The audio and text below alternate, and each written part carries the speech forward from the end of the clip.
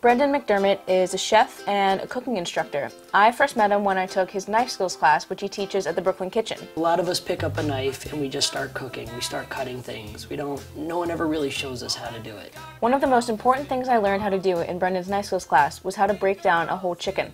Brendan invited me over his place to make a chicken tagine, or chicken casserole, out of a chicken that we would quarter together. And of course, Brendan wanted to share with you guys some basic knife skills and safety tips.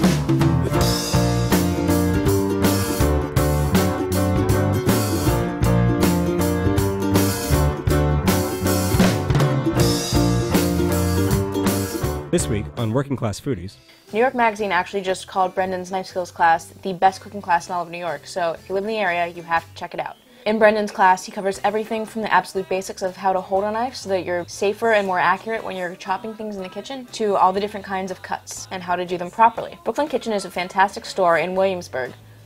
They sell everything from kitchen gear to basic pantry items, specialty pantry items, beer making kits, and fresh produce. And of course, you can't overlook the meat hook, their butcher shop.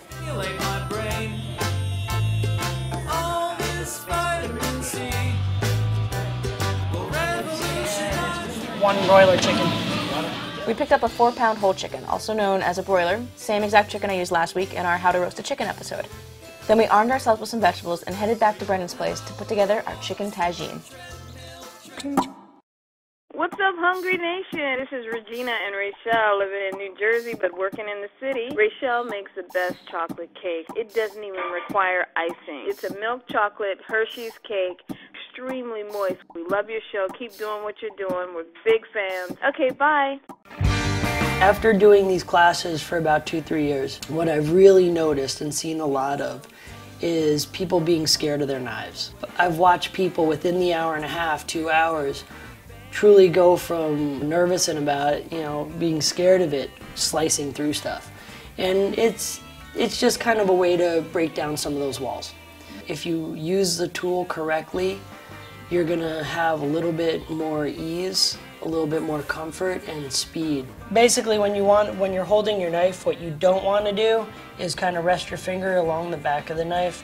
Just makes you want to apply pressure. It makes things a little easier if you actually kind of pinch the side of your knife. Your thumb is kind of down to the side, your forefinger just hanging over just lightly, so it naturally just comes off your arm and onto the board. So kind of like a little 45-degree angle. Kind of consider your knife a little bit more like a pen. You just turn your knife on that angle, keep your fingers folded down, and you can just let the knife do its work. What you really want to do is just push down and forward. So if you push down, you're going to get a lot of resistance, right, and you're going to get one of those, right, and that will just ruin your knife. Down and forward, then when you come up, you bring the knife in towards you a little bit, and then straighten it back out. Down and forward, pull up, bring the knife in a little bit, and then go down and forward again.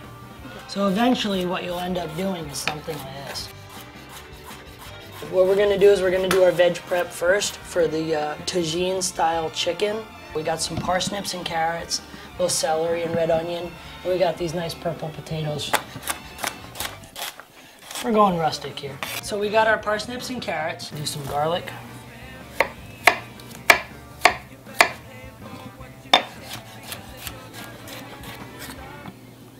We're gonna cut up some red onion and keep my fingers out of the way. And I'm just gonna make a little bit of a dice in here, nothing too fine.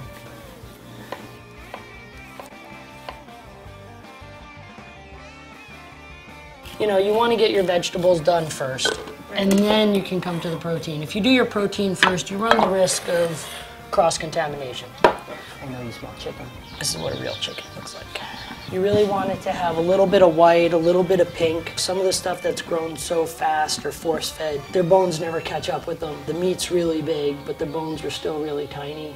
And you can kind of see the difference. Look for something that just looks really nice and healthy and full. We're gonna cut this. We'll do it into quarters. What I'm gonna do is actually take the wings off, go through the joint itself, and it just separates easily. We're looking at the breast here, right? And you have the sternum here. What you're gonna do is just kind of go to the side of it and draw the first line. And again, you're just gonna slice through. With the knife, you're just gonna go right down and you can move it aside, push the meat away, take your thumb of your other hand, and just kind of push it away, and you can see how it just separates. And then with my thumb holding the meat there, I can just do that again and just draw a couple lines, just turn the knife. And I'm using a boning knife because if you use a chef knife, it's way too wide. You won't actually be able to get through a lot of that. Now again, once you kind of get down to there, you can see the breast is actually taken right off. And right there is that white joint again.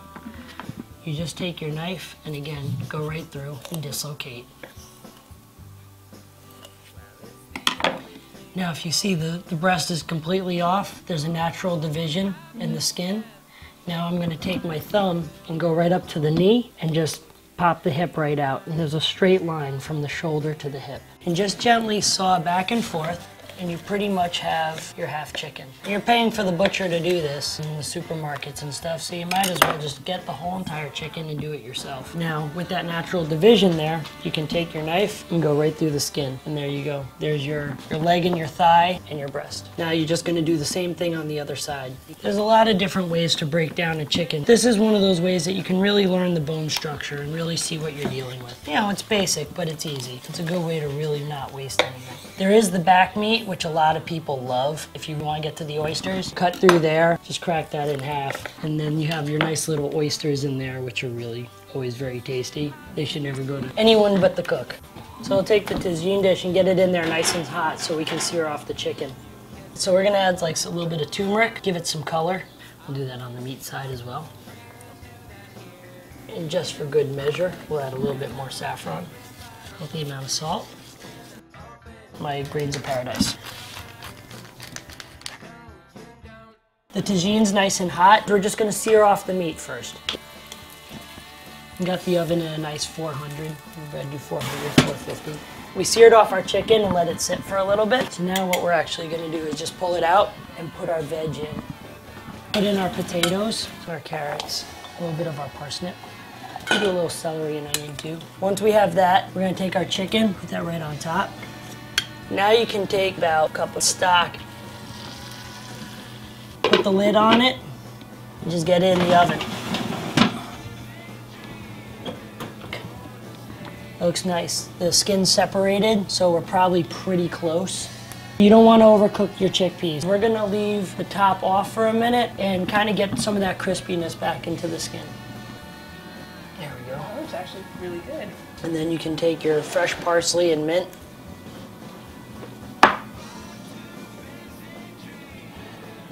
It's always nice to get different color things. A little composition, a little orange, a little white, a little purple, a little green.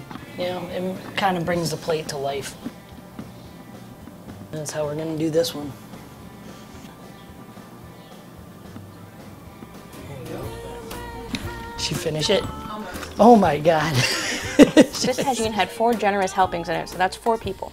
The total cost came to just under $20, or of course, just under $5 a person. Chances are you don't have a tagine, and that's totally fine. You can use a casserole dish and just a tight-fitting lid, or even a cast iron pot like a Le Creuset. You could do it without the chicken entirely, make it vegetarian. You can even do it with fish. And of course, we could have gone in a completely different direction and used dried fruits like prunes and apricots.